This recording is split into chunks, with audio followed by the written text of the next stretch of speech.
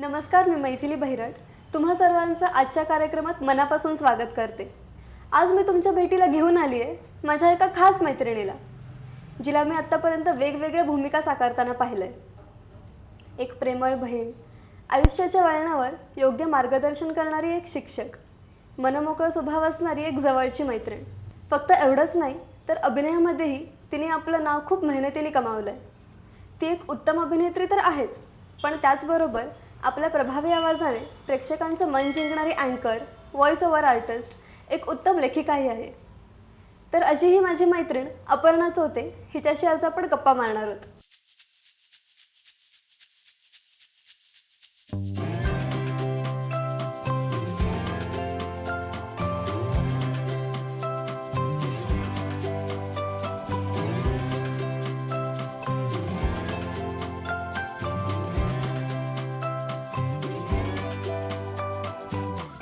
हाय अपर्णा। हाय।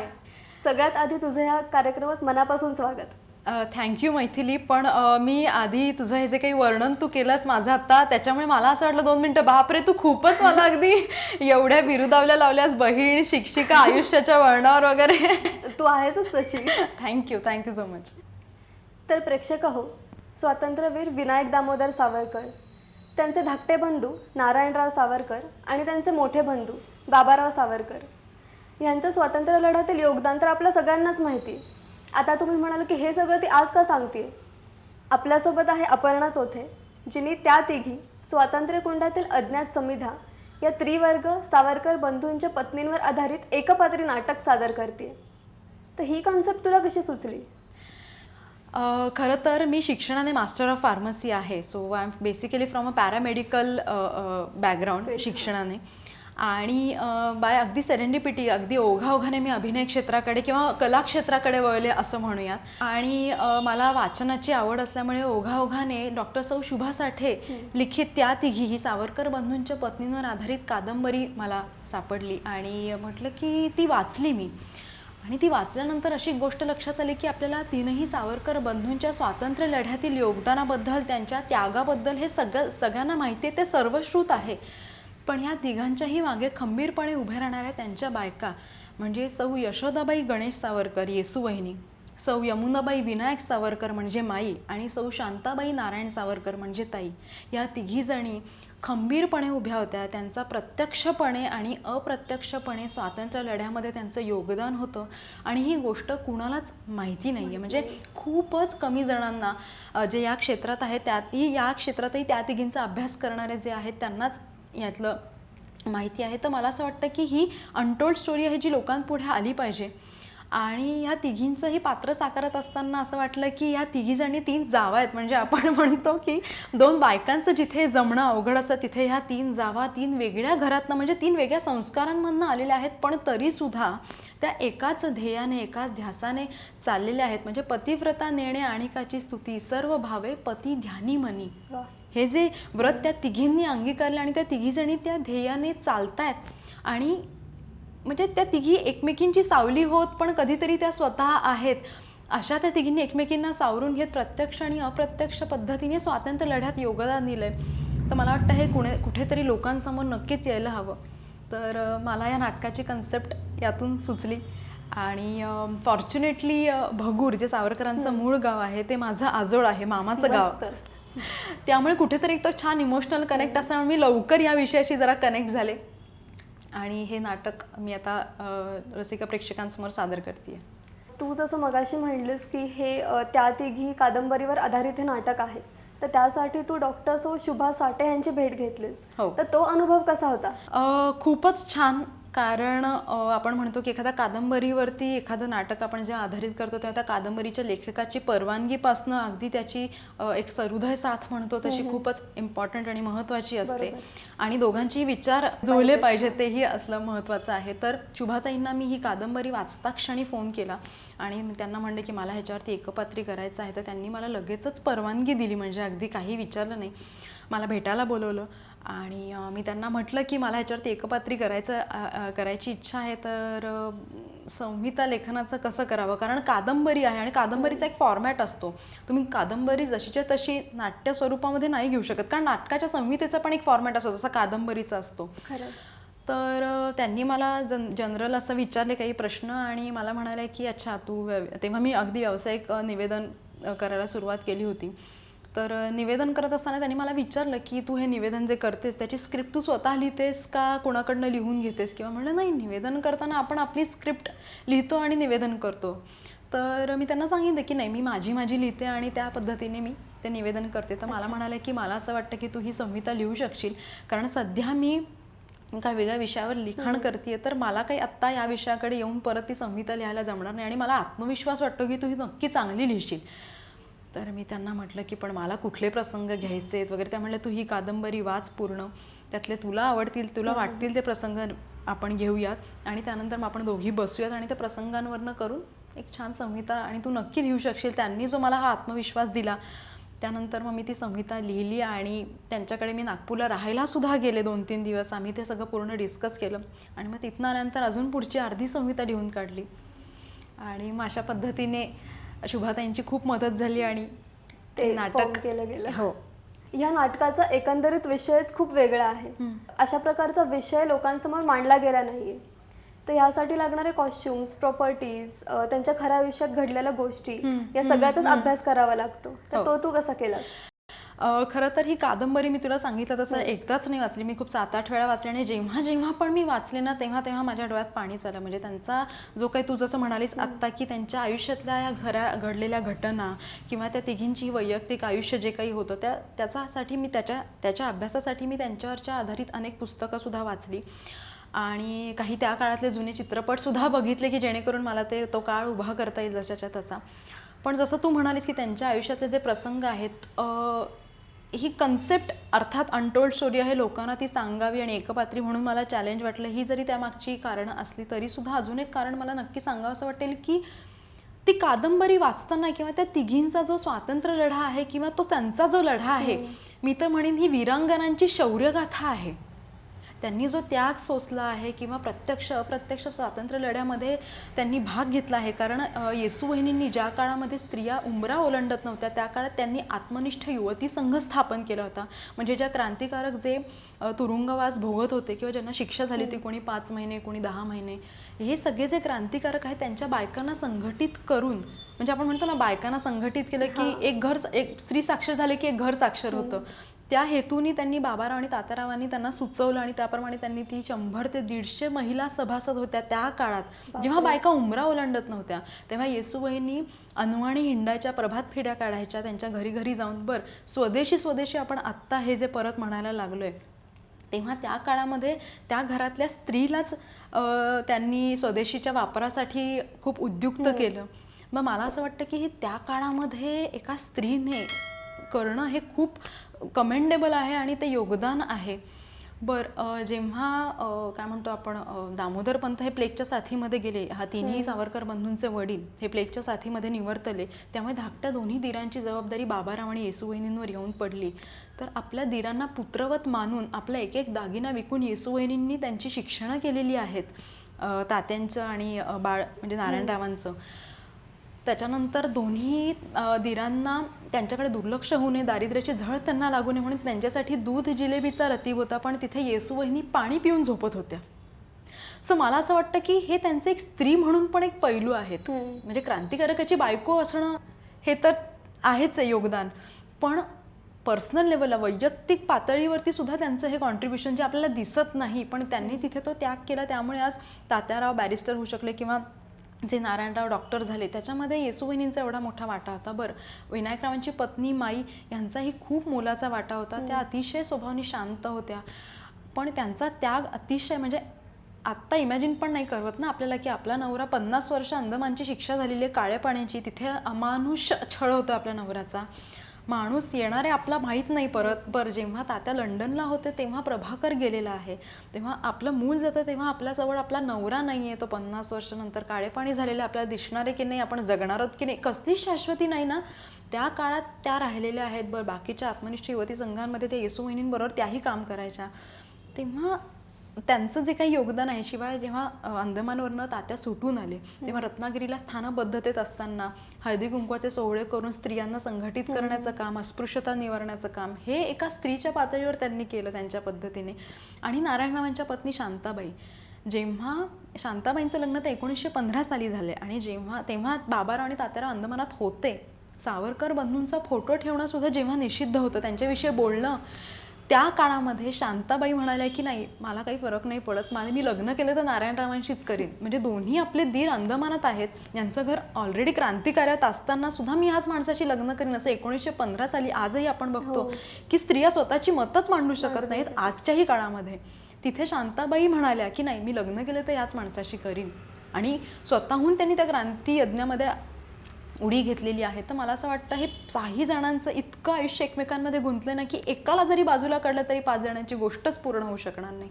तर एक स्त्री म्हणून त्या कशा जगल्या असतील आणि कसं त्यांनी ते सगळं निभावलं असेल, तर मला असं वाटतं की ही खरंच खूप, असं नाही म्हणत मी की अगदीच हे नाटकातनं लोकांना काही सल्ला द्यायचा आहे किंवा एक, पण ह्या नक्कीच तिघी प्रेरणास्रोत आहेत. आणि आजच्या काळात सुद्धा हे खूप, मला असं वाटतं की खूप गरज असं नाही म्हणणार मी, पण हे खूप असं रिलेट होतं की नाही, आजही स्त्री तेवढी कणखर आहे. आजही प्रत्येक घरात एक येसूवहिनी आहे, प्रत्येक घरात एक बाई आणि प्रत्येक घरात एक ताई आहे की जेणेकरून त्या कुठेतरी त्यांच्या लेवलला करत असतात की जेणेकरून माणूस घराबाहेर जाऊन काम करू शकेल. सो मला असं वाटतं की हे लोकांसमोर यायला पाहिजे आणि त्या भावनेने हे नाटक जसं तू म्हणलीस की ते म्हणजे त्या तिघी एकमेकांचं बॅकबोन होते. अगदीच अगदीच अगदीच. आणि त्या तिघी एकमेकींच्या बॅकबोन तर होत्याच. आणि मेन म्हणजे मी आधी म्हणलं तसं की 3 जावा आहेत ग. 2 मुलींचं म्हणजे 2 बायकांचं एका घरात राहून पटत नसतं, तिथे ह्या 3 जावा आहेत आणि त्यांनी एकमेकांना सख्ख्या बहिणींच्या वर जाऊन अगदी एकमेकींना जपलंय. तर त्या तिघींची ही गोष्ट आहे. पण जसं तू आधी म्हणालीस की कॉस्ट्यूम आणि ह्या सगळ्या गोष्टींचा जो काही अभ्यास आहे, तर हे सगळं दाखवत असताना ह्या गोष्टींमध्येही मला कॉम्प्रोमाइज नव्हतं करायचं. कारण एक कलाकार म्हणून, एक नाट्य निर्माती म्हणून किंवा एक अभिनेत्री म्हणून मला ह्या गोष्टींचाही विचार करायचा होता की हा विषय आपल्या लोकांपर्यंत पोहोचवायचा हे ठीक आहे, पण ते दृकश्राव्यरित्या सुद्धा छान असलं पाहिजे की जेणेकरून हा विषय थोडासा एक, आपण म्हणतो थोडासा किंचित एक जड आहे किंवा त्याला एक ती पार्श्वभूमी आहे स्वातंत्र्य लढ्याची. तर स्वातंत्र्य लढा म्हणल्यानंतर लोक जे बघायला येणार आहेत, रसिक प्रेक्षक, त्यांना तो काळ पूर्ण उभा करायचा आहे आपल्याला त्यांच्यासमोर. तर त्या काळातलं लोक बघायला येतील म्हणजे अरे छान नऊवारी नेसली असेल, मस्त कानात कुड्या घातल्या असतील किंवा छान पितळ्याची त्या काळातली भांडी असतील.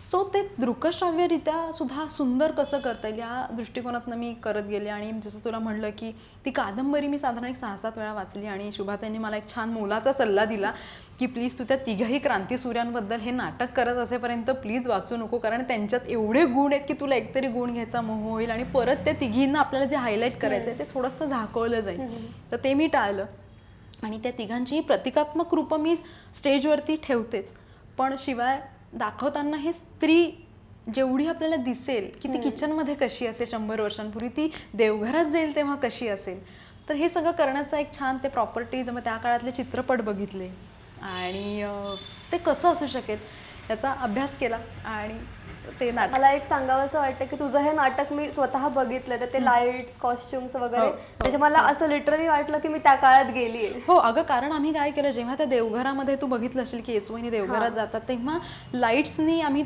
ते कोनाडा तो निर्माण करण्याचा प्रयत्न केला आहे. किंवा कॉस्ट्युममधनं, कॉस्ट्युममध्ये मी एकपात्री करत असल्यामुळे मला तिघीही वेगळ्या कॅरेक्टर्स दाखवायच्या होत्या. बरं, तिघी त्याच काळातल्या असल्यामुळे तिघींना नऊवारी तर येणार होती.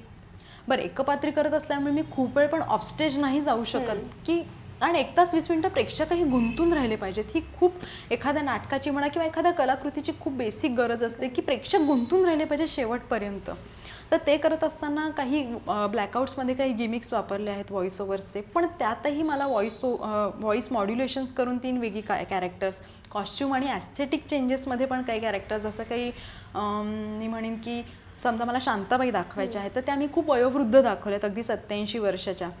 मग त्या कशा असतील, तर साधारण एक अंदाज घेऊन त्यांचा अभ्यास करून येसू वहिनी असतील तर त्यांच्या स्वभावानुसार त्या कशा वागतील, कशी बॉडी लँग्वेज असेल, आणि आता माईंचं जर वेगळेपण दाखवायचं असेल तर माईंच्या व्यक्तिचित्राचा अभ्यास केला तर त्यांना इथे असा एक मस आहे खूप मोठा, की जेणेकरून तुमचा चेहराच बदलला की एक कॅरेक्टर लगेच वेगळं कळून येतं. सो ते करताना हे करण्याचा प्रयत्न केला. सो मग ते मस जेव्हा तू लावलास तो ब्लॅकआउट होत होता की लाईक कसं म्हणजे? जेव्हा मस लावते किंवा मी कॉस्ट्यूममधले काही जुजबी चेंजेस करून येते तेव्हा मी ब्लॅकआउट्स करते, तेव्हा मी व्हॉइस ओव्हर्स वापरले आहेत जेणेकरून प्रेक्षक त्याच्यामध्ये पूर्ण गुंतून राहतील की ब्लॅकआउट आहे आणि त्या प्रेक्षकांचं लक्ष गेलं तर नाही. 1 तास 20 मिनिटं हा दीर्घांक आहे, त्याच्यामुळे ब्लॅकआउट म्हणजे इंटरवल असं नाही केलं आहे. ते व्हॉइस ओव्हर्स टाकल्यामुळे ती गोष्ट पुढे चालू राहते आणि जेणेकरून प्रेक्षक गुंतलेले राहतात. आणि हे सगळं करण्यासाठी की आपण म्हणतोय की कॉस्ट्यूम म्हणा किंवा ते मी तुला म्हणलं तसं की ते नाटक असं जेव्हा जेव्हा मी कादंबरी वाचायचे तेव्हा ते काय वेगवेगळ्या अंगाने ते नाटक असं समोर उभं राहत गेलं की कसं असेल, कशा येतील त्या पूर्वीच्या बायकांची एक लकब, एक हालचाल, बसण्याची पद्धत, हे सगळं मी त्या काळातले चित्रपट बघितले बरेचसे, साधी माणसं, मोहित्यांची मंजुळा वगैरे अगदी ब्लॅक अँड व्हाईट चित्रपट बघितले की जेणेकरून त्या काळात बसत कसे असतील, उठत कसे असतील, हे सगळं बघण्याचा प्रयत्न केला. आणि सिरियसली फॉर्च्युनेटली मला अतिशय चांगली टीम लाभली, मी हे नक्की सांगेन. कारण नाटक हे तू जरी म्हणालीस आता की एकपात्री आहे किंवा एकटी मी करते, पण एकपात्री नाटक हे फक्त दिसायला एकपात्री असतं. तर माझ्या मागे अतिशय मला खरंच खूप चांगली टीम लाभली. जसं मी आधी म्हणलं की शुभाताईंनी सुद्धा मला खूप प्रोत्साहन दिलं आणि एक संहिता त्यातनं तयार झाली. आणि टीम असं म्हणेन की याचं दिग्दर्शन केलं अजिंक्य भोसले यांनी. तेव्हा मी ते दिग्दर्शन करत असताना झालेल्या चर्चा म्हणा किंवा आणि फॉर्च्युनेटली एक स्त्री अँगलनी मी ही संहिता लिहिली, ते अभ्यास केला. पण एक काय म्हणतो ना, एक थर्ड पर्सन एक दिग्दर्शकाचा एक वेगळा व्ह्यू आला की त्याला अजून एक छान एक तो येतो, अँगल येतो. त्याच्यानंतर ह्याचं नेपथ्य आणि वेशभूषा केली आहे माझी बहीण अश्विनी चौथे जोशी हिने. तर तिने MA एंडॉलॉजी केलं आहे, त्याच्यामुळे मी तिला अख्खं स्टेज डिझाईन केल्यानंतर मी तिला म्हटलं हे बघ मला ह्या काळातली ही भांडी हवी आहेत, आता ती तुम्हाला आणून दे. आणि त्याच्यावरचे काही स्टेजवरती 3 बंधूंचं काही प्रतिकात्मक गोष्टी ठेवलेल्या आहेत. तर नेपथ्य आणि कॉस्ट्युमचं तिने सांभाळलेलं आहे डिपार्टमेंट. आणि खूप मोठा भाग या नाटकातला आहे तो म्हणजे म्युझिक. ते दिलं आहे अजित विस्पुते यांनी. तर खरं सांगायचं तर म्युझिक का म्हणते मी, कारण स्टेजवरती मी परफॉर्म करत असताना मी एकटी असते. तर जेव्हा परफॉर्म करत असते तेव्हा परफॉर्म करत असताना मी त्या फ्लोमध्ये जात असताना माझ्या जोडीला फक्त म्युझिक असतं. तर कुठे आम्ही बैलगाडीचा आवाज तिथे टाकलेला आहे किंवा ती वातावरण निर्मिती करण्याचा त्या म्युझिकने खूप मला फायदा होतो. आणि मी एकटी नसते स्टेजवरती असं मला फार वाटतं.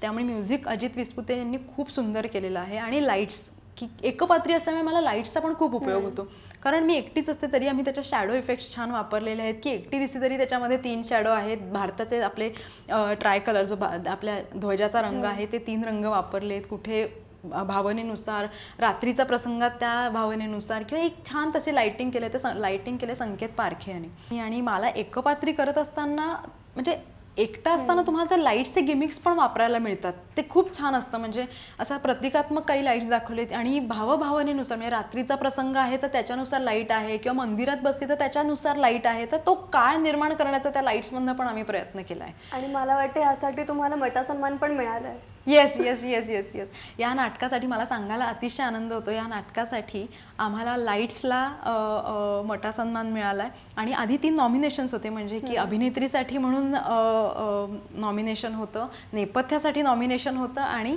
लाईट्ससाठी नॉमिनेशन होतं. आणि त्यातलं मटा सन्मानमधलं आम्हाला लाईट्सला मिळालं आणि अभिनेत्रीला मिळालं. सो मटा सन्मान 2021 प्रायोगिक नाटक विभागात आम्हाला या नाटकाला आमच्या 2 पारितोषिकं मिळाली. त्यासाठी तुझं आणि तुझ्या टीमचं हार्दिक अभिनंदन. Thank you so much. अपर्णा, मला वाटतं 23 मार्च 2018ला तुझा नाटकाचा पहिला प्रयोग झाला होता, करेक्ट? राईट. सुदर्शन रंगमंच पुणे इथे आम्ही नाटकाचा पहिला प्रयोग केला होता. हां, तर पहिला प्रयोग म्हटलं की एक प्रकारचा दडपण, नर्वसनेस हा येतोच. नक्कीच. तर मग तेव्हाचा अनुभव कसा होता, काय होती ती फिलिंग? जेव्हा आमचा पहिला प्रयोग होता तेव्हा वी वर रिअली एक्सायटेड. पण झालं काय होतं, कारण आम्ही जिथे रिहर्सल केली होती भांडारकर रोडला विनायक रेणके म्हणून आमचे एक फॅमिली फ्रेंड आहेत, त्यांचा फ्लॅट त्यांनी आम्हाला भाड्याने दिला होता. आणि तिथली जागा खूपच अशी छोटीशी होती. त्यामुळे मी कधीच असं सेट मांडून अशी नाटकाची प्रॅक्टिसच केली नव्हती. त्यामुळे मी आपली त्या छोट्याशा जागेमध्येच इथे हे असेल तिथे ते असेल असं इमॅजिन करून करून उठून बसून असंच रिहर्सल केली होती. त्यामुळे खरं तर नाटकाचा पहिला प्रयोग ही माझी खरं तर रंगीत तालीम होती असं म्हणायला हरकत नाही. कारण लाईट्स, म्युझिक आणि शिवाय एकपात्री करायचं म्हणजे पाठांतर हे माझं झालेलं होतं, नाही असं नाही, पण जरा जरी चूक झाली तरी सावरून घ्यायला दुसरा माणूसच नाही, दुसरा ऍक्टरच नाही. आणि दुसरी गोष्ट म्हणजे चुकले तरी सुद्धा तिथे प्रॉम्प्ट करायलाही कोणी नाही, कारण कोणीतरी लाईटला बसलाय, कोणीतरी म्युझिकला बसलाय आणि सगळ्यांना ते त्यांच्या ह्याचं दडपण की लाईटवाल्याला लाईटचं होतं, पहिल्यांदाच करतं, म्युझिकवाल्याला म्युझिकचं होतं आणि मला त्याच्यामुळे प्रॉम्प्ट करायला सुद्धा तिथे कोणी नव्हतं आणि 1 तास 20 मिनिटं पूर्ण एकटीने म्हणायचं आहे. तर जेव्हा नाटकाचा पहिला प्रयोग होता तेव्हा म्हणजे आम्ही जिथे लाईट्सचे आपले मार्किंग्स असतात किंवा एक खाणाखुणं असतात की ते ठरलेलं असतं की इथून इथे तुला इतकं अंतर जायचं आहे, तिथे जायचं आहे हे, तर मी तिथे अच्छा म्हणजे आता इथे बसायचं आहे का, इथे बसून हा डायलॉग म्हणायचा आहे का, अच्छा म्हणजे आता इथे उठे का, आता मी आता इथे जाते, हेच मनात इतकी कॅल्क्युलेशन चालू होती ना. खरं सांगायचं तर पहिली ती रंगीत तालीम होती. आणि वोंट बिलीव्ह की पहिला प्रयोग झाल्यानंतर माझ्या अक्षरशः डोळ्यात पाणी आलं होतं आणि मला असं वाटलेलं की आपण काय केलंय किंवा मला काही सुधरत नव्हतं. बट ते खूप छान म्हणजे तोही अनुभव खूप छान होता. पण पहिला प्रयोग म्हणजे खूपच सुंदर. आणि पहिल्या प्रयोगाची अजून एक सुंदर आठवण अशी की 23 मार्चला जसं तू म्हणालीस की आमचा पहिला प्रयोग झाला, तर 23 मार्च हा खरं तर हुतात्मा दिन आहे. आणि असं काहीही आम्ही ठरवलं नव्हतं की हुतात्मा दिनाच्या दिवशी आपण पहिला प्रयोग वगैरे करूया, असं काही नव्हतं. आम्ही आपलं जनरल तारीख ठरवली, 23 मार्चचा शनिवार होता आणि आपण प्रयोग लावूयात असं म्हणून आम्ही तो लावला आणि 23 मार्च हुतात्मा दिन निघाला. आणि अजून एक छान आठवण अशी की 16 मार्चला म्हणजे 1 आठवडा आधी आम्ही नाटकाचा पोस्टर आउट केला आणि पहिलं पोस्टर आम्ही येसू वहिनींचं आउट केलं. आणि 16 मार्चला बाबारावांची पुण्यतिथी असते, हेही नंतर अगदी ओघाने कळलं. त्याच्यामुळे तो एक इतका सुंदर योगायोग आहे ना की एक आपण म्हणतो ना काही योगायोगांमधून आपल्याला असं आशीर्वाद दिल्यासारखं वाटतं, तसं फिलिंग आम्हाला ते आलं सगळ्या टीमला. त्यामुळे पहिल्या प्रयोगाची आठवण खरंच खूप छान आहे. म्हणजे बरेच योगायोग जुळून आले हो हो नाटकाच्या हो म्हणजे आणि असं नाही की आम्ही मुद्दामून घडवून आणले किंवा असं काही झालं नाही, म्हणजे ते घडत गेलं. ह्या नाटकामध्ये तू एकपात्री अभिनय सादर केलास, म्हणजे त्या तिघींची भूमिका तू एकटीने सादर केलीस. हो. तर ह्यासाठी तुला दडपण किंवा नर्वसनेस नाही का आला? दडपण तसं म्हणायला गेलीस तर किंवा नर्व्हसनेस असं म्हणायला गेली तर जर अभिनेत्री म्हणून विचारलंस मला तर आजही कोणालाही स्टेजवर जाताना एक दडपण असतंच मनावरती. आणि एकपात्री असताना एक दडपण नाही म्हणणार, पण जसं मी तुला म्हणाले की समाजासमोर स्त्रीला नाही मांडताना किंवा ह्या तिघी त्यांच्या कर्तृत्वाने वादातीत मोठ्या आहेत, तर हे लोकांसमोर मांडायचं आहे, हे नाटक करायचं आहे आपल्याला. कारण नाटक म्हटल्यानंतर आपण एक, आणि ही चूक पण नाही की आपण त्याला मनोरंजनाचं माध्यम म्हणून सुद्धा बघतो, पण त्या फ्लोमध्ये जाऊन की हा आपल्या लोकांसमोर करायचं आहे, आपल्याला आपली कला सादर करायची, ह्याच्या कुठेतरी ह्याच्यात जाऊन, कारण हा विषयच खूप वेगळा आहे. त्याच्यामुळे ह्या तिघी त्यांच्या कर्तृत्वाने वादातीत मोठ्याच आहेत, पण हे सादरीकरण करत असताना त्यांच्या अस्मितेला कुठेही धक्का न लागता ते सादर करण्याचं दडपण जास्ती असतं माझ्यावरती, हे मी नक्की कबूल करेन. आणि आपण म्हणतो समाजासमोर एखाद्या स्त्रीला मांडताना मग ते कॉस्ट्युम असो किंवा जनरल कुठल्याही गोष्टीतनं, आणि ही ऐतिहासिक पात्र आहेत की असं नाही की यांना न बघितलेली लोक आहेत, यांना बघितलेली लोक आज नाटक येऊन बघतात, तेव्हा त्यांना कुठेतरी त्या जेव्हा भावतात तेव्हा असं वाटतं की हां. पण नाटक करताना तू म्हणलीस असं दडपण आणि नर्वसनेस म्हणशील तर एकपात्री करत असल्यामुळे जेव्हा मी पहिले 2-3 प्रयोग केले तेव्हा अख्खी 32 पानी स्क्रिप्ट होती आणि ती पाठांतर होतं. पण आपण तालीम करत असताना फक्त दिग्दर्शक असतो, म्युझिकवाला किंवा आपली टीम असते, पण जेव्हा तुम्ही प्रेक्षकांसमोर सादर करता, जेव्हा असं प्रेक्षकांनी असं भरलेलं गच्च भरलेलं असं जेव्हा नाट्यगृह तुमच्या समोर असतं, तेव्हा लाईट्स आणि म्युझिक आणि त्या सगळ्या गोष्टी असतात, पाठांतर, आणि ते सगळं सादर करताना तो एक संयत आणि त्या पद्धतीने तो विषय लोकांपर्यंत पण पोहोचवण्याचं एक दडपण आणि नर्वसनेस नक्कीच होतं, आजही आहे. म्हणजे असं नाही की हां आता एवढे प्रयोग केलं, असं कधीच होत नाही. बरं, प्रत्येक प्रयोगाच्या वेळेला मला प्रत्येक मुव्हमेंटला, म्हणजे आपण म्हणतो चूल फुंकायला आपण बसतो, तर ते कसं बसायला हवं, त्यातनं कुठनंही तोच काळ दिसला पाहिजे. आपण मुली आहोत की आपण जीन्स घालणार आहे किंवा जनरल आपलं वागणं, बोलणं, गाडी चालवणं, ह्या सगळ्या गोष्टी वेगळ्या. त्या काळातली स्त्री कशी उठत बसत असेल किंवा तो एक छोट्या गोष्टी आहेत, तर त्या प्रत्येक मुवमेंटमध्ये अगदी 1 तास 20 मिनिटं 100 काळातल्या पूर्वीचीच बाई आपल्याला दाखवायची आहे, हे एक भान ठेवून ते नक्कीच करावं लागतं. त्याचं दडपण आणि नर्व्हसनेस हा नक्कीच असतो. म्हणजे आत्ता इथे आपण 5 जण आहोत का? असं म्हणायला काही हरकत नाही, कारण त्या तिघी नेहमी मी या विषयावर बोलत असते किंवा या विषयावरती जेव्हा कधी नाटक सादर करत असते तेव्हा मला असं नेहमीच वाटतं की त्या तिघी मला कुठून तरी बघतायत आणि मला ते खरंच खूप असं वाटत असतं. Goosebumps. कारण त्या तिघींनी केलेला हा जो काही त्या किंवा त्यांचं जे काही समर्पण आहे, ही जी काही शौर्यगाथा आहे, ही तिच्यातच एक प्रेरणा आहे. त्यामुळे मला असं वाटतं की ते सादर करताना ती जी काही एनर्जी येते, मला असं वाटतं की ती त्या कथेची तेवढी ताकदच आहे.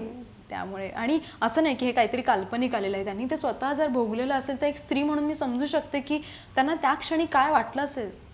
तर ते मला नक्कीच त्या तिघी या नेहमी असं वाटतं मला त्या तिघी माझ्याकडे बघतायत आणि खूप असं माझ्यावर जबाबदारी आहे तुमच्या तिघींना नेण्याची पुढे आणि ती सांगण्याची.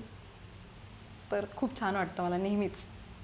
अपर्णा, तुला तर माहिती आहे आपल्या कलाक्षेत्रामध्ये जनरली लोक ग्लॅमरस रोल सिलेक्ट करतात, पण मी तुझं नाटक बघितलं एकदम असं नऊवारी वगैरे सगळं नेसून, म्हणजे तू नॉन ग्लॅमरस रोल सिलेक्ट केलास, तर तुला रिस्क नाही वाटली का? करिअरच्या सुरुवातीलाच असा निर्णय घेताना तू म्हणालीस तसं रिस्क नाही वाटली. कारण मला असं वाटतं की कुठल्याही कामाला हे ग्लॅमर असतंच, मग तो कुठलाही रोल असू दे किंवा काही असू देत. ग्लॅमरची प्रत्येकाची व्याख्या ही वेगळी असू शकते. कोणाच्या दृष्टिकोनातनं ग्लॅमरची व्याख्या वेगळी असेल, पण मला असं वाटतं की प्रत्येक कॅरेक्टरला, प्रत्येक रोलला त्याचं स्वतःचं एक ग्लॅमर असतंच. ग्लॅमर म्हणजे चमक, राईट? सो मला असं वाटतं की प्रत्येक रोलला आहे. So you have to do it with your own thorough. तर मग त्या रोलचं ग्लॅमर तुम्ही जगलात असं मला वाटतं. आणि it is not about glamour, non glamorous role. प्रत्येक रोल मला असं वाटतं की आपली प्रत्येकाची डेफिनेशन ग्लॅमरची काय आहे, माझ्या दृष्टिकोनातनं चांगलं काम हे म्हणजे ग्लॅमर आहे. मग ते कुठलंही असू देत. आणि हा धाडसी निर्णय जो आहे, तू म्हणतीयस की नऊवार नेसली आहे आणि नॉन ग्लॅमरस रोल वगैरे आहे, तर मला असं नाही वाटत की यातनं मी काही रिस्क घेतली. कारण चांगलं काम हे नेहमी ग्लॅमर घेऊनच येतं, कारण त्याची एक चमक असते आणि त्याच्यामुळे मला असं नाही वाटत. आणि ही जी नाटकाची निवड किंवा ह्या रोलची किंवा जे काही आहे, तर मला असं वाटतं की ते एका अभिनेत्रीची निवड असणार नाही आहे, तर ती एका कलाकाराचीच निवड आहे. आणि कलाकार म्हणून मी त्याच्यामध्ये निर्माती आहे, अभिनेत्री आहे आणि हे सगळं जे काही संकल्पना ह्याच्या मागची जी आहे, तर हा निर्णय एका कलाकाराचा आहे. त्याच्यामुळे मला त्याच्यात रिस्क नाही वाटली. कारण आपल्याला जेव्हा चांगलं काम करायचं असतं तेव्हा त्याच्यामध्ये रिस्क आणि घाबरण्यासारखं काहीच नसतं. That's it. आतापर्यंत हे नाटक बघताना मी तुला नऊवारीमध्ये वगैरे बघितलं, पण तुला समजा 21व्या शतकाशी सुसंगत असणारा एखादा स्ट्रॉंग वुमेनचा रोल मिळाला तर करायला नक्की आवडेल का? हो, अर्थातच. एक अभिनेत्री म्हणून जेव्हा जेव्हा पण मला माझा कम्फर्ट झोन सोडून काहीतरी नवीन आणि छान चॅलेंजिंग करायला मिळेल, मला नक्कीच तो रोल नक्कीच करायला आवडेल. अगदीच. कारण आपण म्हणतो ना, कलाकार म्हणून आपल्याला आयुष्यात नेहमी चॅलेंजेस किंवा आपला कम्फर्ट झोन जिथे आपण सोडतो ना, तिथेच आपण काहीतरी शिकतो आणि काहीतरी छान देण्याचा प्रयत्न करत असतो. बरोबर. तर मला नक्कीच आवडेल. म्हणजे त्या दिवशी मी नाटकात तुला नऊवारीमध्ये बघितलं आणि आज येस, थँक्यू. बरं, तू मूळची पुण्याची आहेस, पण या नाटकांचे विविध ठिकाणी दौरे झालेत, जसं नाशिक, ठाणे, पुसद, बेळगाव. तर ह्या दौऱ्यांदरम्यान एखादा आठवणीत राहणारा क्षण काय होता? एखादा असं नाही म्हणू शकत मी, कारण मग बाकीच्या दौऱ्यांवरती अन्याय केल्यासारखं होईल. कारण प्रत्येक ठिकाणी मी गेले तिथे मला प्रेक्षकांचा अतिशय खूप छान रिस्पॉन्स मिळाला. म्हणजे काय म्हणतो ना, नाशिक तर सावरकर बंधूंची कर्मभूमी आहे, तिथला रिस्पॉन्स तर म्हणजे विचारूच नको. जेव्हा नाशिकला 24 नोव्हेंबर 2018ला पहिला प्रयोग झाला नाशिकचा, आणि नाशिकचं सभागृह तुडुंब भरलं होतं. इतकं भरलं होतं की अगदी मी काम करत होते तिथे अगदी असे प्रेक्षक बसले होते स्टेजला अगदी चिटकून, आणि 100-150 प्रेक्षकांना परत घरी पाठवावं लागलं. इतका तुडुंब प्रतिसाद होता. आणि नाटक संपल्यानंतर मला स्टँडिंग ओव्हेशन मिळालं होतं. तो अनुभव आजही मला असा अंगावर काटा आणणारा वाटतो. आणि खूप नाशिकच्या लोकांचा एक अनुभव तो एक खूपच छान होता, वेगळाच. पण असं नाही म्हणून चालणार की बाकीच्या ठिकाणचा नव्हता. बेळगावलाही मला अप्रतिम छानच रिस्पॉन्स मिळाला.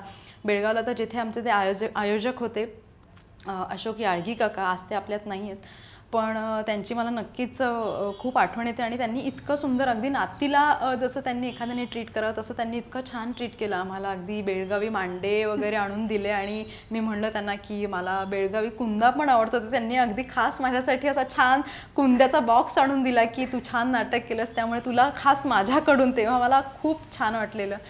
त्याच्यामुळे खूप वेगवेगळे अनुभव आहेत. पुसदला जेव्हा यवतमाळच्या पुसदला प्रयोग झाला तर तेव्हा तर ओपन एअर थिएटर होतं, म्हणजे 600-700 लोक असे खचून भरले होते आणि तो एक वेगळा अनुभव होता. म्हणजे ओपन एअरमध्ये आपण जे म्हणतो ना की बंद नाट्यगृहातला एक अनुभव असतो आणि ओपन, तो पण अतिशय सुंदर होता. नाटक संपल्यानंतर जो काही प्रेक्षकांचा प्रतिसाद होता तो खरंच अविस्मरणीय होता. पण दौऱ्यांच्या वेळेला हे असे खूप छान छानही प्रसंग घडले आणि म्हणजे त्या आठवणीच खूप छान आहेत. म्हणजे मी असं सांगू शकत नाही शब्दांमध्ये. खूप खूप खूप सुंदर. आणि पुण्यातलेही प्रयोग हाऊसफुल झालेत, म्हणजे असं नाही कारण लोक म्हणतात नाट्यरसिकांनी, पुण्यातल्या नाट्यरसिकांनी दाद दिली की नाटक चांगलं असतं, तर पुण्यातही हाऊसफुल प्रयोग झालेले आहेत. त्यामुळे आणि लवकरच हे नाटक मुंबई आणि महाराष्ट्राच्या अनेक ठिकाणी घेऊन जायचं आहे आणि मी त्याचे दौरे करत राहणार आहे. भारताबाहेर जिथे जिथे माणूस मनाने भारतीय आहे तिथे तिथे हे नाटक मला घेऊन जायचं. नक्कीच नक्कीच. अच्छा, आता हे झाले चांगले अनुभव, पण काही काही वेळेस वाईट प्रसंगांनाही आपल्याला सामोरं जावं लागतं. तर असा एखादा कायम लक्षात राहणारा अनुभव होता का?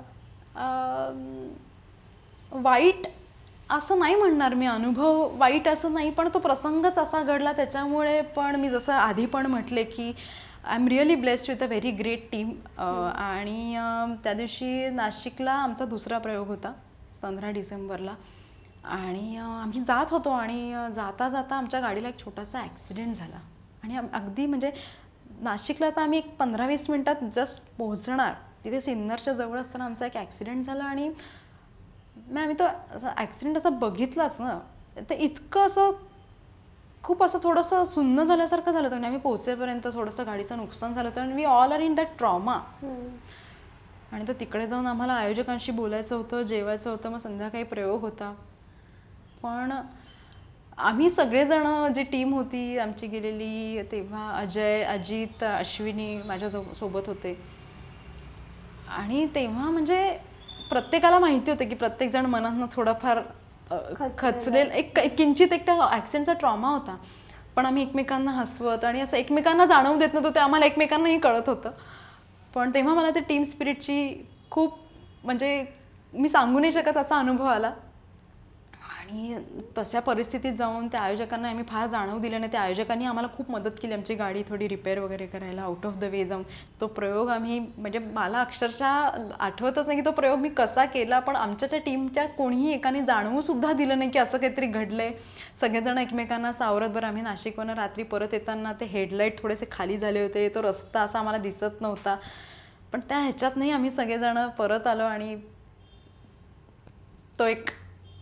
पण मग तो प्रयोगही हाऊसफुल झाला. हो, एवढं हो, हो नाही. हो, हो, तो प्रयोग हाऊसफुल झाला, छान झाला. आपण जसं म्हणतो की नाही, एकदा तुम्ही स्टेजवर उतरल्यानंतर तुम्हाला नटाला किंवा कलाकाराला त्याचं पर्सनल लाईफ हे शो मस्ट गो ऑन जे म्हणतो आपण, त्या क्षणाचा अनुभव मला तिथे आला आणि that was very different experience. म्हणजे मी नाही सांगू शकत, कारण माझ्या टीमनी मला इतकं सांभाळून घेतलं आणि सगळ्यांना माहिती होतं की सगळ्यांनी मनातनं जरा कुठेतरी जरा दुखावलेत, गडबडलेत, पण कोणी एकमेकांना भासवू सुद्धा देत नव्हतं. म्हणजे इतकं ते छान होतं. Team spirit. Yes yes.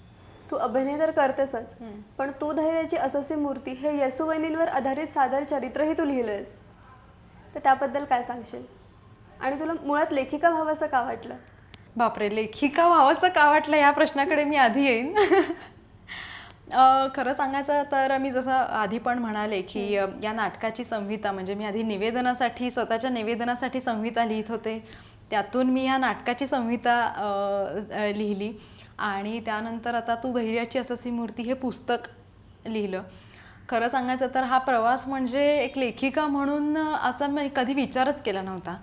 कारण कधीही मी जसं आधी पण म्हणाले की एक कलाकार म्हणून मी म्हणलं ना की मला चांगलं काम करायचं, चांगलं किंवा समाजाला आपण काहीतरी चांगलं द्यायचं आहे, हे कायम एक कुठेतरी कलाकार म्हणून मला नेहमीच वाटत असतं. त्यामुळे जसं नाटकाची संहिता लिहिली तसंच त्याप्रमाणे हे पुस्तक लिहिण्याचं असं काहीही मनामध्ये नव्हतं. पण करोनामुळे लॉकडाऊन झालं आणि नाटक अचानक स्थगित झालं. म्हणजे ते होईलच आता सुरू पटकन परत एकदा. पण हे स्थगित झाल्यानंतर हा विषय मला काही शांत बसू देईना. आणि जसं मी तुला आधी पण म्हणाले की या विषयाचा अभ्यास करत असताना मी या स्त्रियांची चरित्र बघितली, वाचली, त्या कॅरेक्टरचा अभ्यास करण्यासाठी. तर ते करत असताना माझ्या निरीक्षणात एक अशी गोष्ट आली की साधना जोशी म्हणून आहे, त्यांचं व्यास क्रिएशन या पब्लिकेशन हाऊसचं माई सावरकर नावाचं एक पुस्तक आहे. आणि ते आत्ताच 2019 साली आलं आहे. आणि त्याच्यामध्ये माई सावरकरांपासूनचं आतापासून इथेपर्यंत पूर्ण सगळं त्याच्यामध्ये आहे. आणि नाटकाचा अभ्यास करत असताना शांताबाईंवरचं पण हरिदिनी नावाचं, ज्या शांताबाई नारायण सावरकर आहेत त्यांनी त्यांच्या आठवणी त्याच्यात सांगितल्यात. हरिदिनी हे त्यांचं माहेरचं नाव, त्यामुळे त्यांच्या आठवणी त्यांनी सांगितलेलं एक ते पुस्तक होतं. तर माझ्या अशा गोष्ट लक्षात आली की येसू वहिनीची जी काही माहिती आहे ती अशी खूप ठिकाणी विखुरलेली आहे आणि ती अशी एकसंध कुठेही नाही आहे. बरं, माई सावरकरांचं जे माहेर होतं, विनायकरावांचं जे सासर होतं, ते अतिशय श्रीमंत. म्हणजे त्यामुळे त्यांच्या आईवडिलांची नावं, माईंच्या आईवडिलांची नावं माहिती होती. त्यानंतर शांताबाईंचंही माहेर हे माहिती होतं, कारण नारायणरावांचे मित्र विश्वनाथ केळकर हे हरिदिनींचे मामा आणि गोपाळराव घाणेकर हे शांताबाईंचे वडील, त्याच्यामुळे त्यांच्याही आईवडिलांची नावं माहिती होती. येसू वहिनींबद्दल जेव्हा जेव्हा मी अभ्यास करायला गेले तेव्हा तेव्हा माझ्या एक गोष्ट लक्षात आली की त्यांच्या आईवडिलांचीच नावं माहिती नाही आहेत. आणि त्यांच्या कर्तृत्वाला मी म्हणेन की सावरकरांच्या घरात आल्यानंतर वादातीत त्यांच्या घरात आल्यानंतरच सुरुवात झाली. पण एका स्त्रीसाठी तिच्या माहेरचं आडनाव ही तिला ते माहिती असणं किंवा माहेर आईवडिलांची नावं माहिती असणं, एवढ्या मोठ्या वीरांगनेच्या आईवडिलांचं नाव माहितीच असलं पाहिजे. कारण नाही म्हणलं तरी वयाच्या 11व्या वर्षी लग्न झालं येसू वहिनींचं. जी काही 10 वर्ष आहेत, जी संस्कारांच्या दृष्टीने महत्त्वाची असतात, ती फडक्यांच्या घरी काढलेली आहेत. आणि नाटकाच्या वेळेला पण असेच रेफरन्सेस येत गेले की नानाराव फडक्यांची पुतणी, कारण पूर्वीच्या काळामध्ये घरामध्ये 3 भाऊ होते, म्हणजे येसू वहिनींना 2 काका होते. तर मोठ्या भावाच्या नावाने ते घर जाणलं जायचं, ही त्या काळाची पद्धत होती. त्यामुळे नानाराव फडक्यांची पुतणी हेच नाव सगळीकडे होतं, त्याच्यामुळे त्यांच्या आईवडिलांचं नावच कुणाला माहिती नव्हतं. त्यामुळे मला असं वाटलं की हे कुठेतरी शोधून काढावं. त्यांच्या माहेरची वास्तू, माहेर त्यांचं त्र्यंबकेश्वरचं, पण माहेरची वास्तू ही माहिती नव्हती, त्याच्यामुळे मी ती शोधून काढली. आणि अजून एक खूप महत्त्वाची गोष्ट म्हणजे येसू वहिनींनी तात्यारावांच्या आठवणी एका 36 पानी डायरीमध्ये लिहून ठेवलेल्या आहेत. आणि त्याला एक सुंदर अशी एक किनार पण आहे की जेव्हा येसू वहिनींचं लग्न झालं तेव्हा येसू वहिनींना लिहिता वाचता येत नव्हतं आणि त्यांना तात्यांनी लिहायला वाचायला शिकवलं. आणि जेव्हा अंदमानामध्ये तात्या होते तेव्हा त्यांचा फोटो ठेवणं सुद्धा निषिद्ध होतं, तेव्हा त्यांनी धाडसाने ही डायरी लिहून काढली. त्याच्यात त्यांनी तात्यारावांच्या बालपणीच्या आठवणी लिहून काढल्या. आणि त्यानंतर येसू वहिनींची आणि बाबाराव आणि तात्यारावांची भेटच झाली नाही. त्याच्या आधीच त्या पतिदर्शनाच्या ध्यासातच निवर्तल्या. त्याच्यामुळे बाबा आणि तात्या परत येईपर्यंत त्यांच्या बाकीच्या साथीदारांनी ती डायरी जपून ठेवली आणि आजही ती आपल्याला वाचायला मिळते. मला असं वाटतं की या धाडसाला, त्यांच्या ह्या डेडिकेशनला, या योगदानाला कुठेतरी न्याय मिळावा आणि ही डायरी ही लोकांपर्यंत पोहोचावी. हे एक सुंदर ऐतिहासिक दस्तऐवज आहे. तर मला असं वाटतं की हे कुठेतरी एकसंध आलं पाहिजे असं सारखं वाटत राहिलं. आणि लॉकडाऊनचा एका इष्टापत्ती ठरली असं म्हणूयात की मी हे पुस्तकाचं सगळं ते करून एक साधार चरित्र लिहिलं. बरं, मला तेही काही जण म्हणाले की कादंबरी का नाही लिहिलीस, तू साधार चरित्र का लिहिलंस? कारण मी आता त्याकडे येणारच होते. कारण काय होतं, कादंबरी लिहिली की म्हणजे तो कादंबरीचा फॉर्मॅट आहे, म्हणजे त्याच्याबद्दल मला प्रचंड आदर आहेच आहे, काहीच त्याबद्दल वाद नाही. पण कादंबरी म्हटली की थोडीशी नाट्यमयता येते, त्याच्यामध्ये आपल्याला एक काही फॅक्ट्स सोडून एक काही थोडेसे नाटकीय प्रसंग पण टाकावे लागतात, कारण तो कादंबरीचा फॉर्मॅट आहे. तर तसं केलं असतं तर मे बी त्याला एक सहानुभूतीची किनार आली असती, किंवा कादंबरी, स्त्रीची कादंबरी म्हणलं तर फक्त स्त्रियांनीच वाचली असती, त्याच्यामुळे त्याचा वाचक वर्ग खूपच मर्यादित झाला असता. तर मला ते नको होतं. आणि साधार चरित्र, जेव्हा तुम्ही इतिहासातल्या एखाद्या व्यक्तिरेखेविषयी लिहिता तेव्हा तुम्ही त्याला जर काही रिसर्च बुकसारखं किंवा एक साधार गोष्टी असल्या की त्याच्याबद्दल एक महत्त्व, त्याचं एक काय म्हणतो, त्याचं महत्त्व वाढतं. आणि काही पुरुष वाचकही आहेत जे ह्या विषयाचा अभ्यास करतात, त्यांनाही ते वाचावं असं वाटून ते पुस्तक वाचावं असं मला वाटतं. त्यामुळे मी ते साधार चरित्र लिहिण्याचा निर्णय घेतला की जेणेकरून त्याच्यामध्ये पूर्ण असं तो एक रिसर्च बुक आहे. ते कादंबरी न लिहिता मी एक ते साधार चरित्र लिहिलं आणि त्यात येसू वहिनींबद्दल अतपासनं इथपर्यंत देण्याचा प्रयत्न केला आहे. अवघं 34 वर्षांचं त्यांचं आयुष्य आहे आणि त्याच्यावरती मी साधारण 144 पानी पुस्तक व्हावं म्हणजे इतकं त्यांचं मोठं कर्तृत्व आहे. आणि मला असं वाटलं की येसू वहिनींवरती एक पुस्तक नक्कीच असलं पाहिजे, इतकं त्यांचं वादातीत त्यांचं कर्तृत्व आहे. पण मग तू ही जी सगळी माहिती गोळा केलीस, म्हणजे तू जसं म्हणालीस की 36 पानांची डायरी तू त्या साधार चरित्रामध्ये दिलीस, तर ती तू कशी मिळवलीस? मी जसं म्हणलं तसं की नाटकाचा अभ्यास करत असताना मी बाकीची जो काही कॅरेक्टर्सचा अभ्यास करताना जी काही ग्रंथसंपदा माझ्याकडे होती किंवा जी काही पुस्तकं मी वाचली होती ती सगळी होतीच. त्याच्यामुळे त्याच्यामधलं ते विखुरलेलं ते सगळं मी एकत्र बांधलंच. शिवाय ही 36 पानी डायरी जी आहे ती savarkar.org या वेबसाईटवरती अवेलेबल आहे. तर मी ती तिथनं त्यांच्या सौजन्याने त्यातनं घेतली आहे आणि ते सगळं मुद्दामून एकसंध देण्याचा एक तो प्रयत्न होता. त्यामुळे मी 36 पानं दिली. म्हणजे काही जणही मला असेही म्हणाले की नाही 4च दे उदाहरण दाखल वगैरे, पण नाही. आणि हार्डली 36च पानं आहेत ना, तर ती आत्ता नाही छापून आली तर नंतर त्यातली जी 4 पानं छापली जातील तेवढीच राहतील. तर मला असं वाटतं की आणि त्या 36 पानांमध्ये पण काही पानांवरती तुझे पुस्तक बघितलं असेल कदाचित, तर त्याच्यामध्ये काही पानांवर त्यांचं हस्ताक्षर आहे त्या एक वेगळ्या पद्धतीने आणि त्या काळातली भाषा की पूर्वीच्या काळामध्ये अगदी तसा हेल घेऊन बोलायचं, तर त्याच्यामध्ये तो म्हणजे जो काही सुंदर आहे तर ते लिखाणामध्ये सुद्धा तो हेल इतका सुंदर जाणवतो, अनुनासिक आणि अनुस्वार वगैरे. आणि कुठेतरी अशी थोडीशी शाई सांडली आहे किंवा असं कुठेतरी खाडाखोड झाली, ते इतकं छान वाटतं. आणि त्यातल्या ज्या आठवणी सुद्धा आहेत ना लहानपणीच्या तात्यारावांच्या, म्हणजे तात्यारावांचं आत्ताचं जर एक राष्ट्रभक्त आणि क्रांतिकारक म्हणून जे काही व्यक्तिमत्व आपल्यासमोर येतं तेच तात्याराव लहानपणी इतके खेळकर आणि खोडकर असतील लिटरली. म्हणजे त्याच्यात त्या आठवणी वाचताना असं वाटतच नाही की आपण तात्यारावांबद्दल वाचतोय. आणि येसू वहिनी आणि तात्याराव हे समवयस्क असल्यामुळे तात्याराव नेहमी आपल्या वहिनीबद्दल एक छोटी छान माझी मैत्रीण, हे एक जे काही मैत्रीण आई बहीण असं ती येसू वहिनी त्यांच्यासाठी सर्वस्व होती. त्याच्यामुळे ते एक छान काय म्हणतो एक ते नातं त्या डायरीमधनं इतकं सुंदर उलगडलंय ना की ती मी डायरी त्याच्यात दिली आहे 36 पानी. मस्त. अपर्णा, तू धैर्याची अससी मूर्ती हेच नाव तुला या साधार चरित्राला द्यावंसं का वाटलं? खरं सांगायचं तर तात्यांनी म्हणजे स्वातंत्र्यवीरांनी लंडनला असताना येसूबहिणींना एक सांत्वन पत्र लिहिलं होतं. त्या सांत्वन पत्राची मी थोडीशी पार्श्वभूमी तुला सांगते. त्या काळात काय झालं होतं, बाबाराव सावरकर जे येसूबहिणींचे यजमान आहेत त्यांना जन्मठेप झाली होती आणि धाकटे बंधू नारायणराव यांना 6 महिन्यासाठी तुरुंगवास झाला होता आणि तात्याराव लंडनला होते. तर बाबारावांना जन्मठेप झाल्यामुळे घरादारावर जप्ती येणार होती आणि ती जप्ती आल्यानंतर येसूवहिनी आणि माई ह्या दोघीच उरल्या. माईंना सधन माहेर असल्यामुळे माई माहेरी गेल्या, पण येसूवहिनी मात्र एकट्याच राहिल्या तिथे, कारण त्यांचा स्वाभिमान होता म्हणून त्या एकट्याच राहिल्या.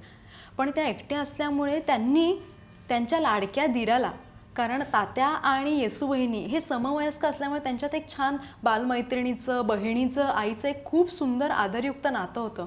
त्यांनी तात्यांना एक पत्र पाठवलं की हे सगळं झालं तर आता काय होणार पुढे.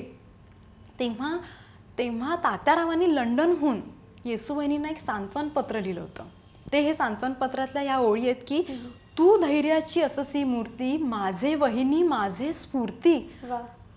की तात्यारावांसारखा क्रांतीसूर्य आहे अशा माणसाला जी स्त्री तू धैर्याची अससी मूर्ती, माझे वहिनी माझे स्फूर्ती असं वाटत असेल तर ती स्त्री कशी असेल. तर मला असं वाटतं की या ओळीशिवाय दुसरी समर्पक ओळ जी येसूवहिनींचं वर्णन करू शकेल अशी नाही आहे. त्याच्यामुळे तू धैर्याची अससी मूर्ती हेच नाव मला त्याच्यासाठी समर्पक वाटलं. की आपण म्हणतो ना की ती होती म्हणून हे सगळं उभं राहिलं. ही जी काही भावना त्याच्यामध्ये आदरयुक्त भावना जी तात्यांनी लिहिली आहे की वहिनी तू खचू नको, अगं तूच स्फूर्ती देवता आहेस. तर तेव्हा आम्ही उभे आहोत 3 जण, तर तू धैर्याची अससी मूर्ती म्हणून आम्ही 3 आहोत. तर असं ते त्या ओळीतच एवढं सगळं सार आहे सांगण्यासारखं. म्हणून मला असं वाटतं की तू धैर्याची अससी मूर्ती हेच नाव त्याला मला द्यावंसं वाटलं. म्हणजे आपण असं म्हणतो ना की एका पुरुषाच्या मागे एक स्त्री खंबीरपणे उभी राहते. इथे 3घांच्याही मागे येसूवहिनी खंबीरपणे उभ्या होत्या म्हणून हे पुढचं सगळं घडू शकलं. कारण तात्यारावांनी जशी चापेकर बंधूंना फाशी झाल्यामुळे त्या क्षोभाने जाऊन त्यांनी ती शपथ घेतलेली आहे स्वातंत्र्य म्हणजे आपल्या देशाला स्वातंत्र्य मिळवून देण्याची, आणि त्याच्यामध्ये बाबाराव आणि नारायणरावांनीही त्यांना साथ दिलेली आहे. कारण ते दोघंही तात्यांनी मला वाटतं की एका कवितेत म्हणलेलंच आहे की त्वत्स्थन दिलीचं दिधले असं ते बळी मी, असं तो बंधू जरी सात आम्ही, त्वत्स्थन दिलीचं दिधले असं ते बळी मी, आम्ही 7 भाऊ असतो तरी पण मी बळी दिली असते ह्या भारतभूमीसाठी. तर ह्या तिघाही भावांनी चापेकर बंधूंचा आदर्श डोळ्यासमोर ठेवून त्यांनी तिघांनीही त्या स्वातंत्र्य कुंडात उडी घेतलेली आहे. पण येसू वहिनी तिथे उभ्या होत्या म्हणून पुढचं सगळं घडू शकलं. खरंय. त्यामुळे ती समर्पक त्यांचं वर्णन आहे जे तात्यारावांसारख्या प्रतिभावान कवीने केलेलं आहे. मला असं वाटतं की तेच नाव समर्पक आहे. अपर्णा, या विषयातून थोडंसं बाहेर पडून मी तुला काहीतरी पर्सनल प्रश्न विचारते. बरं. पॅरामेडिकल स्टुडंट, कॉर्पोरेट HR, ते आत्ता अभिनेत्री, लेखिका, व्हॉइस ओव्हर आर्टिस्ट, अँकर, डिरेक्शन, या सगळ्या एकंदरीत प्रवासाला तू कोणत्या दृष्टीने बघतेस? याचं उत्तर मला असं वाटतं मी अगदी एका शब्दात देऊ शकते, serendipity. It's a happy accident. मी शिक्षणाने मास्टर ऑफ फार्मसी जरी असते तरी पण ओघाओघाने मी या क्षेत्राकडे वळले. आणि जसं मी म्हणले की आधी कॉलेजमध्ये वगैरे असताना किंवा शाळेत असताना हे कुठनं तरी त्याचे कलागुण सुप्त जे होते ते बाहेर येण्याचा प्रयत्न करत होते. पण नंतर आता व्यवसायाने पूर्णपणे या क्षेत्राकडे वळल्यानंतर एक चांगलं काम करण्याच्या हेतूने मी कायम या क्षेत्राकडे किंवा कुठल्याही कामाकडे बघत आले. त्यामुळे मला असं वाटतं की हे जे काही सुप्त गुण दडलेले असावेत कदाचित, तर ते हळूहळू बाहेर येत गेले आणि हे सगळं घडलं. येस. तू व्हॉइस ओव्हर आर्टिस्ट म्हणूनही काम करतेस, पण मला माहिती आहे त्याच्या मागे एक छोटासा किस्सा आहे. तर त्याचा प्रवास कसा सुरू झाला हे प्रेक्षकांना आणि मलाही ऐकायला नक्कीच आवडेल. झालं असं की मी व्यावसायिक निवेदनसुद्धा करते कार्यक्रमांचं, आणि एक दिवशी रामनवमीच्या निमित्ताने साईबाबांच्या एका मंदिरामध्ये आमचा गाण्याचा कार्यक्रम होता आणि त्या कार्यक्रमासाठी मी निवेदन करत होते. आणि कार्यक्रम होता म्हणजे मंदिरात बसून असं जनरल कार्यक्रम कसा असतो तसं आम्ही करत होतो. म्हणजे येणारे जाणारे भक्त येत होते, जात होते, असं काही फिक्स प्रेक्षक वर्ग आमच्यासमोर बसला आहे असं काही नव्हतं. आणि येत होते, लोकांना गाणी आवडत होती, काही जण निवेदन ऐकत होते आणि बसत होते, जात होते दर्शन घेऊन साईबाबांचं. आणि असंच करता करता माझं निवेदन चालू होतं, कारण आम्ही देवासाठी किंवा जनरल तो प्रोग्राम ज्या पद्धतीच्या ढाच्यात चालला होता तसं आमचं चाललं होतं. आणि मला कल्पना नव्हती, तिथे एक गृहस्थ होते आणि आमचा पूर्ण कार्यक्रम संपल्यानंतर माझ्याकडे आले आणि मला म्हणाले की हे निवेदन कोणी लिहिलं आहे? म्हणलं की काका मीच लिहिलं आहे, आणि तुम्ही खूप छान निवेदन करता, तर माझ्याकडे एक व्हॉइस ओव्हरचं काम आहे, तर तुम्ही कराल का? तर मी तर याआधी कधी व्हॉइस ओव्हर केला नव्हता, पण मग मी म्हणाले की ठीक आहे, मग मी जाईन असं म्हणून मी गेले त्या स्टुडिओमध्ये. आणि मग त्या स्टुडिओमध्ये सावित्रीबाई फुल्यांचं काहीतरी रॅली होती, त्याचं काहीतरी व्हॉइस ओव्हर करायचा होता आम्हाला. तर मी तो केला आणि तो व्हॉइस ओव्हर केल्यानंतर ते गृहस्थ गेले. तर त्या स्टुडिओवाल्या दादांचा मला नंतर परत 2 दिवसांनी फोन आला की तुमचं काम आम्हाला त्या दिवशीचं आवडलं होतं, तर अजून एक असाइनमेंट आहे, तर तुम्ही करणार का? असं करता करता ते हळूहळू काम वाढत गेलं, म्हणजे कामातनं काम मिळत गेलं. आणि त्याच्यामुळे असा माझा तो व्हॉइस ओव्हर आर्टिस्ट म्हणून पण तो हळूहळू प्रवास आजही सुरू आहे. आणि मी अजून त्याही क्षेत्रात शिकते, कारण व्हॉइस ओव्हर म्हटल्यानंतर तुम्हाला तुमच्या आवाजावर खूप काम करायला लागतं. चढ उतार, व्हॉइस मॉड्युलेशन्स, खूप प्रकार असतात त्याच्यात सुद्धा. तर हा प्रवास असा माझा सुरू झाला आहे तोही. आपण परत थोडंसं अभिनयाकडे येऊया. ह्या क्षेत्रामध्येही वेगवेगळी माध्यमंही असतातच, म्हणजे थिएटर आहे, OTT आहे, चित्रपट क्षेत्र आहे, त्यात तू थिएटर तर करतेच आहेस. पण तुझा असा काही प्लॅन आहे का की OTT किंवा सिरियल, एखादा चित्रपट करायची तुला इच्छा आहे का? अर्थातच, म्हणजे आवडेलच मला करायला. कारण मी जसं म्हटलं की अभिनेत्री म्हणून मला ते सगळे माध्यमं एक्सप्लोअर करायला नक्कीच आवडतील, अगदीच. आणि मला आणि प्रेक्षकांनाही तुला वेगळ्या माध्यमात बघायला नक्कीच आवडेल. येस. आपण आता गप्पा मारतच आहोत, पण आपण एक छोटासा इंटरेस्टिंग गेम खेळूयात का? Game? Okay okay. Rapid fire. Rapid fire हा काही गेम नाही आहे, हे समोरच्याला कात्रीत पकडण्याचं काम आहे. आणि हे सरप्राईजच्या नावाखाली हे काहीतरी माझ्याकडे प्रश्नांमधून उकळणार आहे. अजिबात नाही. हां.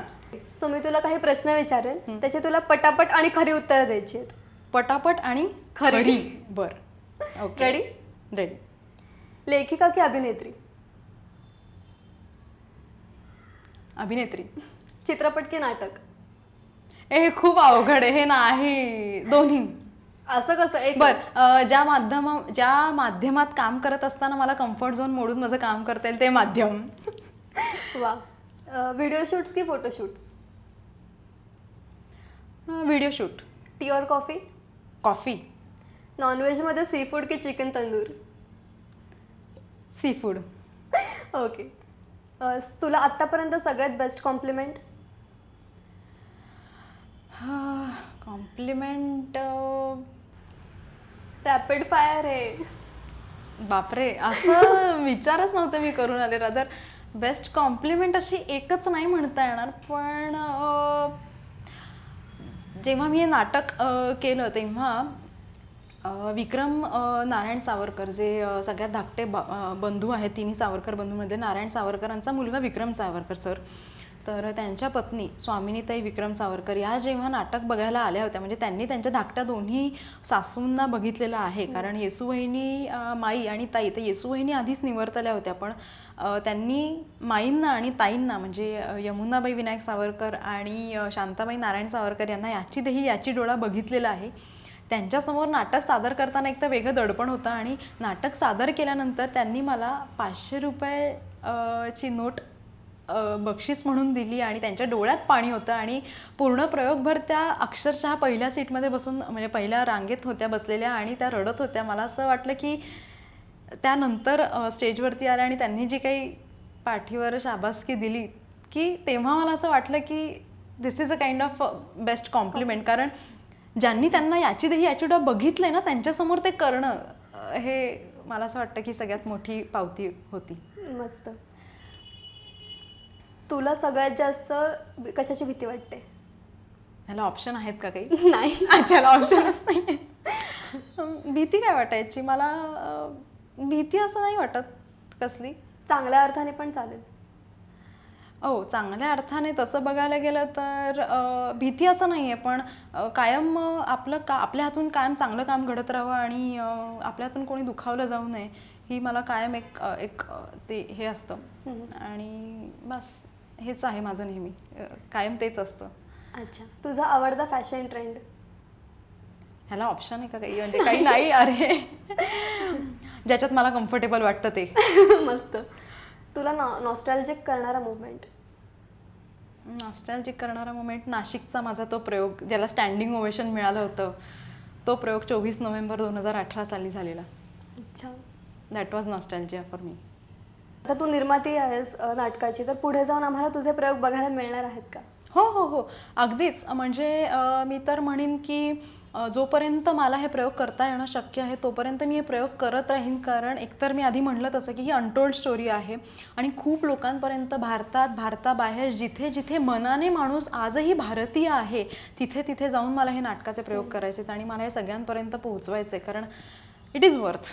म्हणजे त्या तिघी हे सगळं काय म्हणतो आपण, त्यांची गोष्ट ही सांगितली गेलीच पाहिजे.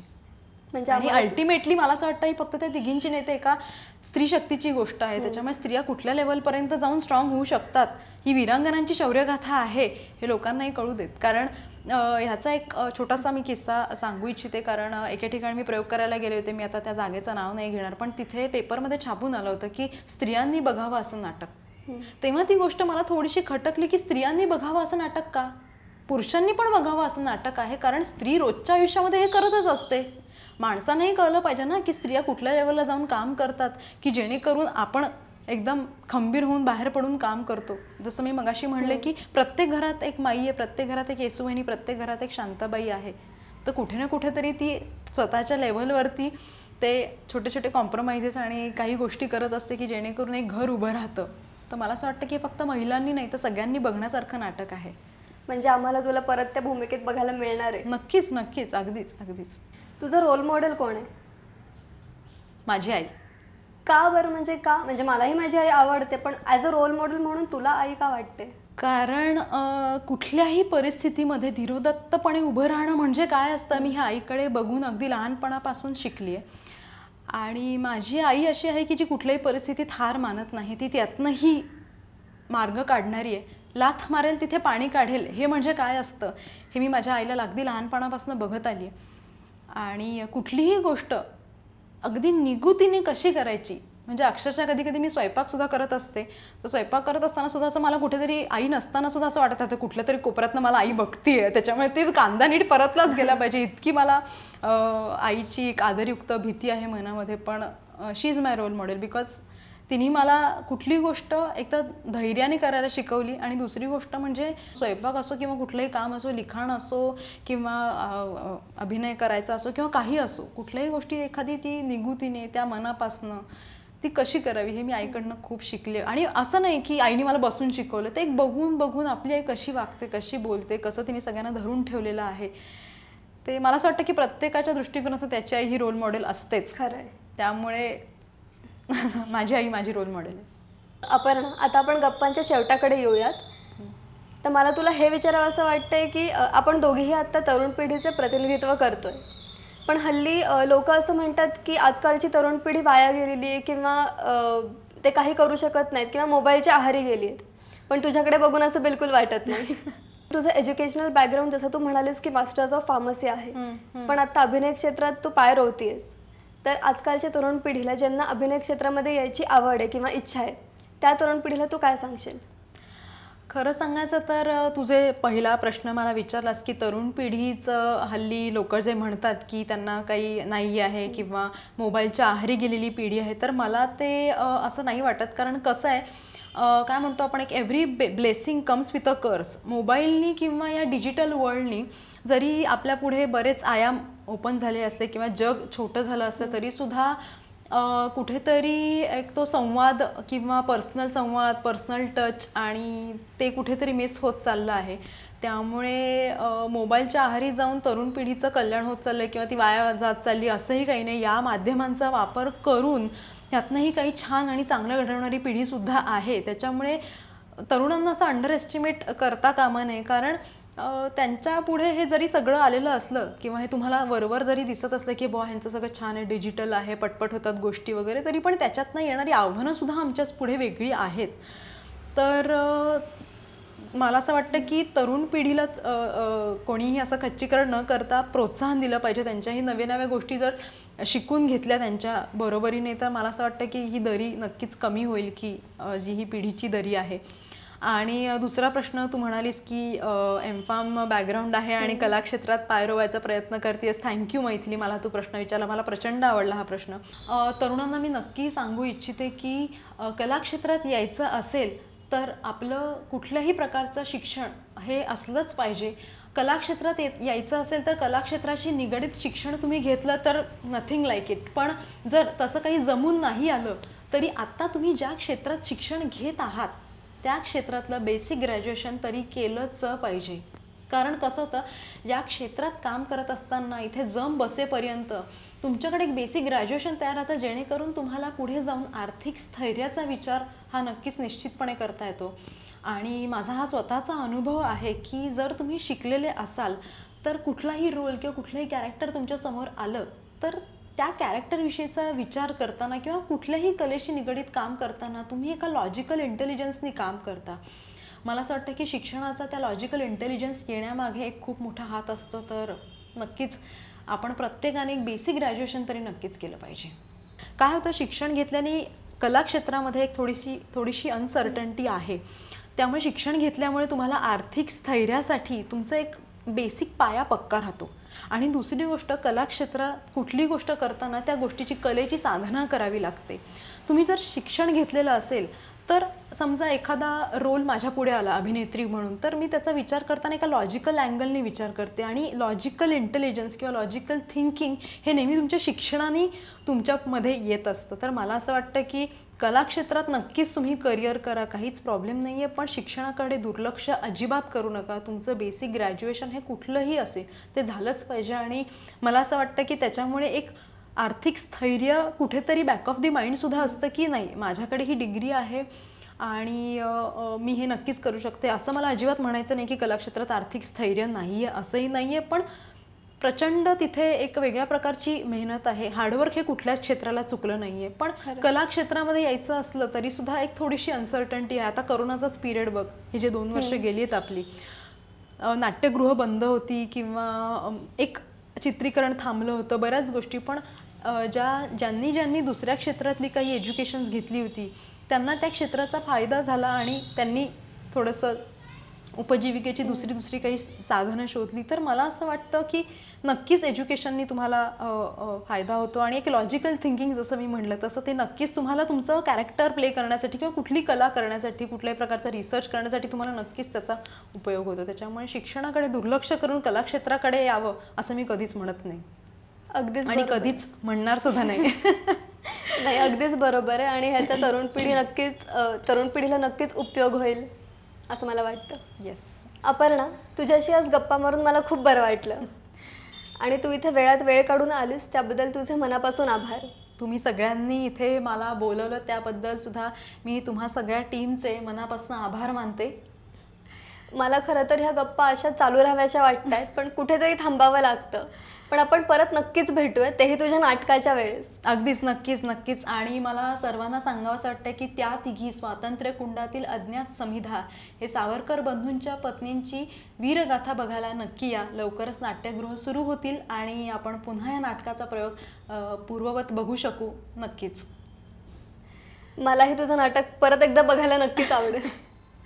आणि आजचे आपले sponsor Elamore designer studio, Nisharj studios, Chetan Arun Kulkarni आणि टीम अपर्णा यांच्यातर्फे तुझ्यासाठी एक छानशी भेट. अरे वा.